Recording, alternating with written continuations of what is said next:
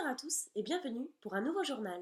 Au sommaire de l'actualité de ce mardi, une fusillade en plein jour aux abords de l'aéroport de Bastia, le retrait du mandat d'arrêt européen contre Carles Puigdemont et le vote de la Cour constitutionnelle autrichienne pour l'autorisation du mariage homosexuel.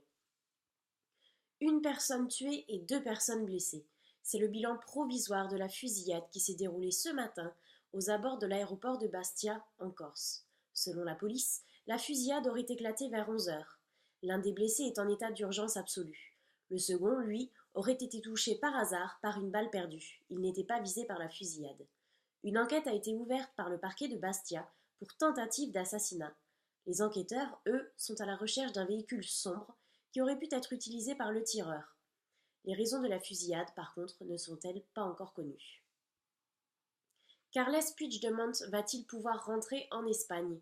Ce matin, le tribunal suprême espagnol a retiré le mandat d'arrêt européen lancé contre le président indépendantiste après la proclamation d'indépendance de la Catalogne, jugée illégale par Madrid.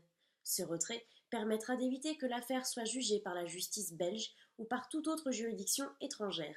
Pour autant, le juge d'instruction espagnol a lui conservé le mandat d'arrêt espagnol à son encontre.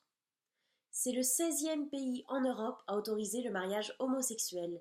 Ce matin, la Cour constitutionnelle autrichienne a décidé d'autoriser le mariage pour les couples de même sexe. La Cour a donné un délai de 2 ans au gouvernement autrichien pour la mise en place. Cette décision a été rendue suite à un recours porté par un couple de femmes dénonçant, dans l'interdiction de se marier, une violation du principe de la non-discrimination des personnes. Jusqu'à aujourd'hui, les couples de même sexe pouvaient simplement s'unir à travers un pacte civil. C'est maintenant la fin de notre journal.